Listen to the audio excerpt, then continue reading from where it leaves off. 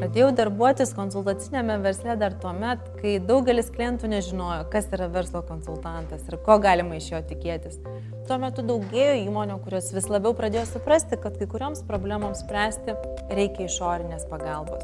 Jaučiuosi, jog atsiradau laiku ir vietoje, nes kaip tik galėjau būti tuo pagalbininku, identifikuojant problemas ir jas sėkmingai sprendžiant. Didžiausią pasitenkinimą man kelia projektai, kur matosi ryškus žmonių asmenybinis arba tam tikros kompetencijos augimas. Ta labiausiai galiu pastebėti tęstiniuose projektuose, kur su tais pačiais žmonėmis tenka susitikti ir darbuotis net keletą kartų, kur yra iškelti aiškus tikslai ir uždaviniai jų augimui. Mano įgyta patirtis leidžia improvizuoti projekto eigoje, pasirinkti įvairiausius ugdymo metodus, stebint pačius žmonės ir suprantant, kokių kompetencijos aspektų jiems trūksta.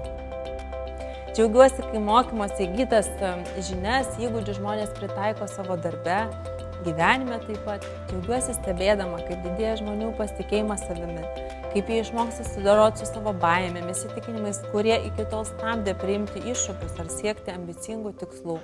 Žiūrėdama į augančias asmenybės, jaučiu savo darbo prasmę.